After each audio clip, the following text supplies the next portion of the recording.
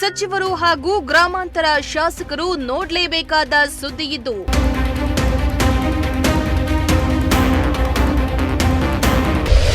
ನಾಡಿನೆಲ್ಲೆಡೆ ಕನ್ನಡ ರಾಜ್ಯೋತ್ಸವ ಮಾಡಿದ್ರೆ ಈ ಶಾಲೆಯಲ್ಲಿ ಶಿಕ್ಷಕರೇ ಬಂದಿಲ್ಲ.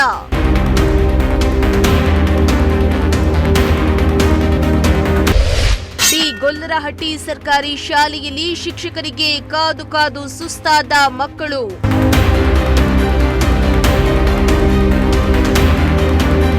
ಎಸ್ ವೀಕ್ಷಕರೇ, ಗೃಹ ಸಚಿವ ಪರಮೇಶ್ವರ್ ಸಾಯಬ್ರೆ ಹಾಗೂ ಗ್ರಾಮಾಂತರ ಶಾಸಕ ಸುರೇಶ್ ಗೌಡ ಅವರೇ ಮತ್ತು ಬಿಇಒ ಹನುಮಂತರಾಯಪ್ಪ ಅವರು ನೋಡಲೇಬೇಕಾದ ಸುದ್ದಿ ಇದು. ಇತ್ತೀಚಿನ ದಿನಗಳಲ್ಲಿ ಸರ್ಕಾರಿ ಶಾಲೆಗಳು ಮುಚ್ಚೋಗ್ತಾ ಇವೆ. ಸರ್ಕಾರಿ ಶಾಲೆಗಳನ್ನ ಉಳಿಸಿ ಅನ್ನೋ ಕೂಗು ಕೇಳಿಬರ್ತಾ ಇದೆ. ಇತ್ತ ಗ್ರಾಮಾಂತರ ಭಾಗದಲ್ಲಂತೂ ಸರ್ಕಾರಿ ಶಾಲೆಗಳು ಹೆಸರಿಗೆ ಮಾತ್ರ ಇವೆ ಎನ್ನುವಂತಾಗಿದೆ.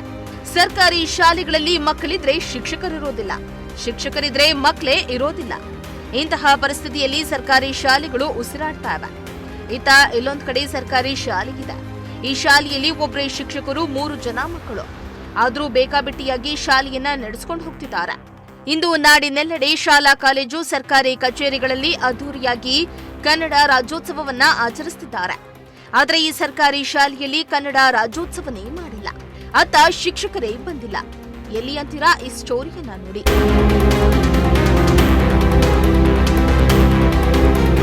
ಹೌದು, ತುಮಕೂರು ಗ್ರಾಮಾಂತರ ಹೆಬ್ಬೂರು ಹೋಬಳಿಯ ಗಳಿಗೇನಹಳ್ಳಿ ಗ್ರಾಮ ಪಂಚಾಯಿತಿ ವ್ಯಾಪ್ತಿಯ ಗೊಲ್ಲರಹಟ್ಟಿಯಲ್ಲಿ ಇಂತಹದೊಂದು ದುಸ್ಥಿತಿ ಕಂಡುಬಂದಿರೋದು. ಈ ಸರ್ಕಾರಿ ಶಾಲೆಯಲ್ಲಿ ಒಬ್ಬರೇ ಶಿಕ್ಷಕರು 3 ಜನ ಮಕ್ಕಳಿದ್ದಾರಂತೆ. ಆದರೆ ಈ 3 ಜನ ಮಕ್ಕಳನ್ನ ಇಂದು ಕನ್ನಡ ರಾಜ್ಯೋತ್ಸವ ಮಾಡ್ತೇವೆಂದು ಶಿಕ್ಷಕ ಚಂದ್ರಶೇಖರ್ ಕರೆಸಿದ್ರಂತೆ. ಆದ್ರೆ 10:30 ಶಿಕ್ಷಕರೇ ಬಂದಿಲ್ಲ. ಪಾಪ ಆ ಪುಟಾಣಿ ಮಕ್ಕಳು ಕನ್ನಡ ರಾಜ್ಯೋತ್ಸವ ಆಚರಿಸಲು ರೆಡಿಯಾಗಿ ಬಂದಿದ್ದಾರೆ. ಆದ್ರೆ ಅಲ್ಲಿ ಯಾವುದೇ ತಯಾರಿ ಇಲ್ಲ. ಅದು ಆ ಪುಟ್ಟ ಮಕ್ಕಳಿಗೆ ಗೊತ್ತಾಗಿಲ್ಲ. ಇತ್ತ ಅಡುಗೆ ಸಹಾಯಕ್ಕೆ ಬಂದು ಸಿಹಿಯನ್ನ ಕೂಡ ತಯಾರು ಮಾಡ್ತಿದ್ದಾರೆ. ಆದ್ರೆ ಶಿಕ್ಷಕರೇ ಬಂದಿಲ್ಲ.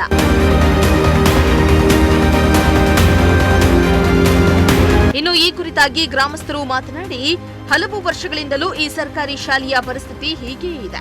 ಶಿಕ್ಷಕರು ಬರ್ತಾರೆ ಹೋಗ್ತಾರೆ, ಯಾರೊಬ್ರು ಕೂಡ ಇಲ್ಲಿ ಟಿಕ್ಕಾಣಿ ಹೂಡ್ತಾ ಇಲ್ಲ.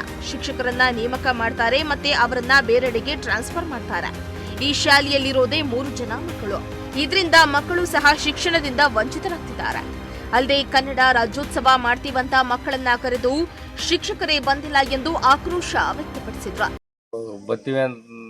ಯಾವತ್ ಬಂದ್ರು ಇನ್ನು ಮಾಡ್ಕೊಂಡು ಹೋಗೋರು. ಈ ಶಾಲೆ ನೀವು ನೋಡ್ದಂಗೆ ಎಷ್ಟು ವರ್ಷದಿಂದ ಇದೆ? ಶಾಲೆ 30 ವರ್ಷದಿಂದಲೂ ಹೋಯ್ತು. ಬರೀ 3 ಜನ ವಿದ್ಯಾರ್ಥಿಗಳು ಈ ಗ್ರಾಮದಲ್ಲಿರೋದು. ಎಷ್ಟು ಮನೆ ಗ್ರಾಮ ಇದು? ಒಂದು 50 ಮನೆ ಐತೆ. 50 ಮನೆಗೆ ಎಲ್ಲ ಹತ್ತಾಯ್ತು ಹೋಗ್ಬಿಡ ಹುಡುಗರು ಎಲ್ಲ ಇದಕ್ಕೆ ಮಕ್ಳುಗಳೆಲ್ಲವ. ಈಗ 5 ಜನ 6 ಜನ ಇದ್ರು. ಇದ್ರಾಗೆ ಇದಕ್ಕೆ ಎಲ್ಲ ಬೇರೆ ಕಡೆಗೆ ಹೋಗ್ಯಾವ್ರಿ. ಈಗ ಇರೋ 3 ಜನ ಇವು. ಯಾವುದೇ ಕಾರಣದಲ್ಲೂ ಇದನ್ನು ಮಾಡ್ದಂಗೆ ಮಾಡ್ಕೊಂಡು ಹೋಗೋ ಅಷ್ಟು ಇದನ್ನು ಮಾಡ್ಕೊಂಡು ಹೋಗಿ ನನಗೆ. ಅಲ್ಲ, ನಿನ್ನೆ ಈ ಶಾಲೆಗೆ ಶಿಕ್ಷಕರು ಬಂದಿದ್ರಂತೆ, ಇವತ್ತು ಬಂದಿಲ್ಲ. ಇದು ಕನ್ನಡ ರಾಜ್ಯೋತ್ಸವ ಅಂತ ಗೊತ್ತಿದ್ರು ಸಹ ಬಂದಿಲ್ವಾ? ಇಲ್ಲ ನೀವು ಸಾರ್ವಜನಿಕರು ಮಕ್ಕಳುಗಳಿಗೆ ಏನಾರು ಮೂಡಿಸೋಂತ ಪ್ರಯತ್ನ ಪಡ್ತಾರೆ ಅಂತ ಹೇಳಿ ತಿಳ್ಕೊತೀರಾ? ಇಲ್ಲ ಸರ್, ನಾವೇನಿಲ್ಲ, ಅವರಾಗಿ ಅವ್ರು ಬರೋರು. ಇದ್ರ ಬಗ್ಗೆ ಶಿಕ್ಷಕರಿಗೆ ಮನವರಿಕೆ ಮಾಡಿದ್ದೀರಾ?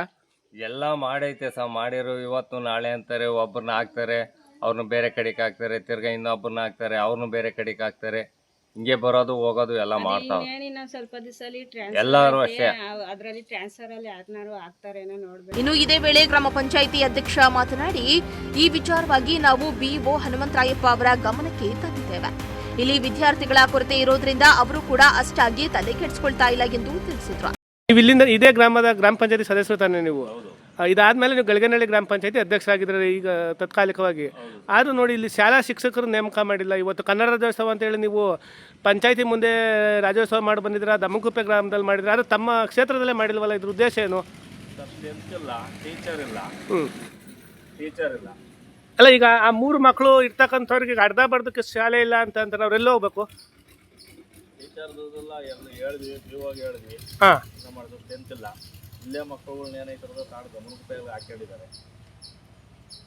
ಒಟ್ನಲ್ಲಿ ರಾಜ್ಯಾದ್ಯಂತ ಸರ್ಕಾರಿ ಶಾಲೆಗಳ ಅಭಿವೃದ್ಧಿಗಳಿಗಾಗಿ ಸರ್ಕಾರದಿಂದ ಹಲವು ಯೋಜನೆಗಳನ್ನ ಜಾರಿಗೆ ತರಲಾಗ್ತಾ ಇದೆ.